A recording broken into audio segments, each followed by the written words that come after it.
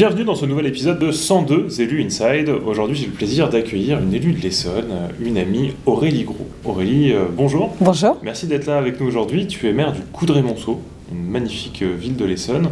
Tu pourras nous en dire un petit mot dans quelques instants. On est là pour mieux te connaître, savoir qu'est-ce qui t'a motivé à être conseillère régionale dans l'équipe de Valérie Pécresse et siéger avec nous au sein de notre groupe Île-de-France Rassemblée. Mais d'abord, comme à tous nos collègues, une petite question un peu plus personnelle. Si tu étais une super-héroïne, ton super-pouvoir, ce serait quoi? J'adore Wonder Woman pour le côté humain, elle sauve le monde. Et voilà, moi j'aurais voulu sauver le monde, sauver les personnes en difficulté. C'est mon truc. Bon, on m'appelle Mère Teresa. C'est vrai. Ouais, c'est mon petit nom. Peut-être parce que je suis un peu trop idéaliste et un peu trop gentille. Et c'est vrai que ce qu'on peut voir au quotidien dans notre travail d'élu, parce que ça reste quand même un travail, un engagement certes, mais un travail, en fin de compte, on voit beaucoup de gens en difficulté, on voit aussi des gens très heureux, hein, heureusement, d'ailleurs c'est ce qui nous donne un petit peu le moral, et j'ai envie d'aider tout le monde. C'est terrifiant, mais j'adore ça. Toi, tu commences comment la politique, cet engagement citoyen? C'est quoi tes premiers souvenirs de politique? Eh ben, ça date de ma naissance. Voilà, mon papa a été élu maire d'une petite commune qui faisait à l'époque 800 habitants, voilà, qui s'appelle le Coudray-Montceau. Et j'ai toujours suivi mon papa. J'ai une sœur qui déteste la politique. Oui, c'est un peu qui tout double. Hein, exactement. Et moi, mon père était médecin, il avait cet engagement, il partait la nuit, parce qu'il faisait des visites à domicile, il était de garde, donc je le suivais, il faisait la même chose dans sa commune, donc j'associais en fin de compte la médecine et le service que tu rends à la population à son mandat d'élu. Donc c'était la politique par la proximité, c'était voilà, un engagement de gestion proche des populations, et c'est là-dessus que je me suis basée dans mon engagement. Et après je suis arrivée progressivement, je travaillais dans les collectivités territoriales, donc il y a ce moment-là où toi tu es fonctionnaire, tu sers une politique publique, et il y a le moment où tu te dis, bah, moi aussi j'ai décidé, j'ai envie de m'engager, j'ai envie d'aller beaucoup plus loin. Mais c'est aussi prendre des risques. Aujourd'hui, on entend beaucoup de critiques sur la classe politique, et puis on entend toujours cette idée, évidemment, ils ne servent pas à grand-chose, ils ne peuvent pas faire grand-chose. Toi, d'une délégation classique, il en existe comme ça dans tous les départements de France, tu as voulu non seulement en faire quelque chose, mais en plus tu as eu une méthode particulière pour en faire quelque chose. Tu peux nous en dire un petit mot? Oui, la concertation et la concertation. C'est-à-dire que quand je suis arrivée, quand on m'a donné cette délégation de vice-présidente, notamment à la culture, j'ai essayé de rencontrer toutes les associations culturelles du territoire. Alors l'Essonne, c'est un grand territoire. J'ai essayé d'aller voir tous les lieux patrimoniaux, tous les lieux culturels. J'ai essayé d'aller à toutes les invitations qu'on m'envoyait de manifestations culturelles pour essayer de comprendre. Parce que la première chose qu'on fait quand on est élu, on reçoit les services. Les services vous donnent la liste des demandes et vous expliquent et vous font une fiche. Moi, ça ne me suffisait pas, je voulais aller à la rencontre des gens. Donc j'ai reçu tout le monde. J'ai fait des milliers de rendez-vous dans mon bureau. Et j'en ai conclu une chose, c'est qu'au-delà de l'attente de subventions, que je trouve insupportable pour les associations. Personnellement, je trouve que c'est insupportable le côté je viens présenter à l'élu parce que j'ai peur de perdre ma subvention. J'ai voulu discuter du projet, du fond et de ce qu'il y avait derrière. Et je me suis rendu compte que quelque part, l'engagement associatif, on est très proche de l'engagement politique. D'ailleurs, le mot politique, vie de la cité, correspond aussi bien à nous, qui sommes engagés dans des mandats, qu'au milieu associatif. Et j'ai dit, bon, bah, on va faire toutes les politiques publiques en concertation. C'est comme ça qu'on a voté toutes les délibérations à l'unanimité au conseil départemental. Et je trouve que c'était redonner aussi des lettres de noblesse à la politique en disant aux citoyens, vous voyez, ces politiques publiques qui ont été travaillées tous ensemble, même si on n'est pas du même parti, à un moment pour le bien du territoire, on a construit quelque chose et on va le voter. Transpartisan, national. Un boulot de dingue. En plus, tu m'as dit que tu faisais quasiment un déplacement par semaine pour aller justement sur le terrain aux quatre coins de la France. On t'entend souvent sur les plateaux télé, là aussi minimum une fois par semaine pour justement faire remonter ces revendications terrain. Comment tu casses tout ça dans ta vie, dans une semaine normale? En fait, je regarde mes enfants et je dors beaucoup moins. Je dors 4 heures. Donc 4 heures, c'est pas beaucoup. Okay. Mais bon, ça c'est C'est l'intérêt d'être insomniaque, ça me permet de dégager un peu plus de temps. Non, je travaille du lundi au samedi minuit, un peu le dimanche aussi, et voilà. C'est un sacré sacerdoce pour le coup. Oui, mais tant qu'on est passionné. Vous savez, je pense que les Français ont l'impression que lorsqu'on fait de la politique, c'est uniquement pour obtenir des postes. Moi, je fais de la politique parce que ça me passionne et que j'ai l'impression de pouvoir agir sur le quotidien des Français. Si demain, je remarque que je n'agis plus, je ferai autre chose. J'arrêterai la politique. Il faut être, tant qu'on est idéaliste, c'est un journaliste, Bruno Jeudi de Paris Match, quand il avait fait un article sur la France Vraiment et sur moi, il m'avait dit, mais si tu es idéaliste, ça ne peut pas marcher en politique. Et moi je pense le contraire, je pense que quand on est idéaliste, il faut aller à fond, et il faut porter ses convictions à fond, et essayer en tout cas de faire changer les choses pour le bien-être de ceux qui nous ont élus, tout simplement. Comment tu mets ça en avant? Tu le fais à travers ton mouvement, la concertation, l'action politique, tu le fais j'imagine en tant que maire, tu as un certain nombre de défis. En plus tu me disais que tu étais sur tous les fronts, il n'y avait pas un match de foot qui commençait sans qu'il fasse le coup d'envoi, ce qui te permet de rencontrer les jeunes sportifs de la ville. Bien sûr. Encore la semaine dernière, tu nettoyais les rues de ta ville dans le cadre d'une opération propreté, j'aime ma ville propre. C'est ça. Bref, tu es sur tous les fronts. On y arrive à la région aussi, ça?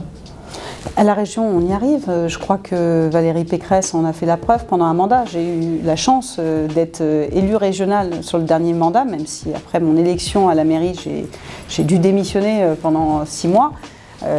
Valérie, elle a été au plus proche des territoires. C'est ce qui m'a aussi incité à partir sur la région, c'est que c'est une personne qui, on l'a vu pendant la crise, qui a regardé chaque petite ville, chaque petit village, qui n'a pas regardé si le maire était de gauche ou de droite. Elle a voulu servir l'ensemble de la région Île-de-France. C'est ce que je porte moi au quotidien. Donc la région, on y arrive, évidemment. On est proche des associations, il y a des élus qui sont impliqués. Moi, j'essaie de m'impliquer énormément sur mon territoire, l'Essonne, en tant que conseillère régionale. On est dans les lycées, on échange sur les problèmes, on est là pour être aussi la voix de nos territoires auprès de Valérie. Et Valérie écoute ses conseillers régionaux. Tu te souviens de ta première rencontre avec Valérie Pécresse? Elle date, elle date, je l'avais rencontrée plusieurs fois. Ensuite, j'ai vraiment beaucoup échangé lors de la première campagne régionale, donc pas cette dernière-là, celle de la fois d'avant, où voilà, c'était une femme rayonnante, donc ça fait plaisir, qui s'intéresse aussi, parce que c'était l'arrivée des femmes avec la parité en politique. Donc c'était pas rien pour des jeunes élus qui voulaient s'investir pour leur territoire. Donc elle a quand même beaucoup aidé les femmes à monter, et elle les a bien mis en avant pour montrer que cette parole féminine, c'était pas qu'une loi. C'est ça aussi qui est important, c'est que les lois c'est bien gentil, mais après il faut que ce soit concret pour les personnes qui s'investissent, et là-dessus, voilà, Valérie a été un grand soutien. Si tu devais trouver 3 adjectifs pour parler de Valérie, alors on est entre nous, évidemment, personne n'écoute. Non, il n'y a pas de caméra. Ce serait quoi les 3 adjectifs que tu donnerais pour qualifier Valérie? Valérie, elle est solaire. Valérie, elle est battante. Elle est courageuse. Valérie, c'est une personne que beaucoup de gens ont critiquée, ont essayé de l'affubler de fausses choses qui ne la représentent pas. C'est quelqu'un qui est très proche des gens, Valérie. Elle est très proche des gens. C'est quelqu'un qui est à l'écoute. C'est important d'être à l'écoute quand on est politique. Après, c'est une femme, elle a du caractère, elle a raison d'en avoir, parce qu'il faut en avoir. Valérie, c'est quelqu'un qui a sauvé la région Île-de-France, et je pense qu'on pourrait enlever le mot région. Ce serait mérité. Je l'ai vu arriver, je l'ai vu s'arrêter vis-à-vis de citoyens, même dans ma commune, avoir toujours un mot, toujours s'intéresser à leurs problématiques, s'intéresser à leurs problèmes de vie quotidienne. Donc c'est très touchant, parce que c'est un niveau, présidente de région Île-de-France, c'est pas la plus petite région du monde. Donc voilà, c'est une femme qui est restée ce qu'elle était. Et on a eu l'occasion, même moi, de discuter de mes enfants. Elle a pas mal d'enfants, moi aussi. Donc voilà, en tant que mère de famille, Ça l'invite aussi à être peut-être différente parce qu'elle connaît. Elle connaît ce qu'est une famille, elle connaît le problème des jeunes en France, elle sait ce que c'est d'avoir des enfants et voilà, c'est une femme moi qui personnellement je trouve représente bien les Français. C'est quoi ton défi, l'Île-de-France 2030, grâce à la participation d'Aurélie Gros au sein de notre équipe? C'est quoi? Quelle pierre t'aimerais ajouter à l'édifice régional? Pour moi, le défi, c'est l'Île-de-France des territoires. Moi, je veux que l'Île-de-France, c'est une collectivité territoriale, mais je veux qu'elle soit vraiment des territoires, qu'elle porte en fin de compte la volonté de tous ces maires qui s'investissent au quotidien. Donc chaque maire qui me demande un rendez-vous sur l'Île-de-France, ce qu'a fait Valérie pendant tout un mandat, c'est vrai, ce qu'on a fait ensemble d'ailleurs, qu'on a tous porté, tous les conseillers régionaux, je pense que cette Île-de-France proche de ces territoires, qui veut casser cette fracture qu'il y a entre Paris et la Grande Couronne, pour moi c'est le plus grand défi. C'est commencé, mais en 2030, je pense qu'on aura peut-être fini le travail. C'est compliqué avec. On a une ville qui est Paris, donc c'est vrai que si on parle de l'Essonne, ça inspire beaucoup moins. Donc ça, pour moi, c'est le plus grand défi.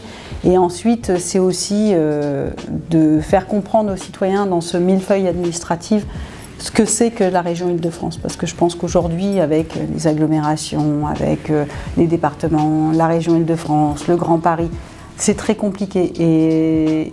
Et cette région est moteur de ce millefeuille administratif. Et enfin, s'il y avait un dossier plus particulier, mais qui est un dossier qui rejoint aussi le national, j'aimerais enfin que les ARS dépendent de la région Île-de-France. Moi, je suis pour un peu plus de décentralisation, parce que je pense que ça ferait du bien au territoire. Et j'aimerais que sur la question de la santé, qui nous a beaucoup travaillé, avec cette question qui suit et qui est toujours d'actualité, de la désertification médicale, de l'offre de soins, en Île-de-France notamment, qui n'est pas si rose que ça. J'aimerais qu'on arrive peut-être avec le poids qu'a la région Île-de-France, qu'on arrive à casser ça et à décentraliser sur la région la question de la santé. Je pense que c'est très important. Dernière chose, est-ce que tu aurais quelque chose à dire à celles et ceux qui vont regarder cet entretien? Et notamment, c'est vrai qu'on est dans une période où on voit bien qu'il y a une perte d'envie de s'engager, peut-être une petite désillusion. Toi, tu es l'archétype de celle qui s'engage, qui se bat, qui compte pas ses heures. Est-ce que tu n'aurais pas un appel à lancer à celles et ceux qui l'ont là? Moi, j'aimerais dire aux auditeurs de cette petite vidéo qu'il ne faut jamais perdre espoir, que le positif remporte toujours la mise et qu'il faut aller voter surtout dans toutes les élections intermédiaires, nationales, il faut toujours aller voter parce que c'est aussi l'expression de ce qu'on est quand on va voter. On vote, je ne vous demande pas de voter Valérie Pécresse, je ne demande pas de voter pour quelqu'un, mais je demande de voter parce que c'est ce qui manque aujourd'hui. Il faut avoir confiance en l'action politique et moi je les appelle tous d'ailleurs, si à un moment donné ils veulent partager, on a des élus, on a un président de groupe ici à la région Île-de-France qui est très ouvert à ça et voilà, je pense qu'il faut s'investir, il faut s'investir pour sa région parce que c'est notre histoire, c'est notre territoire et aujourd'hui si on veut faire changer les choses, il faut qu'on les fasse changer ensemble. Merci beaucoup Aurélie pour cet entretien. Merci à toi. À très bientôt. À bientôt. Et continue cette action incroyable. Wonder Woman. Tu veux adhérer alors? Suite au prochain épisode. Merci d'avoir suivi cet entretien et à très bientôt. À bientôt.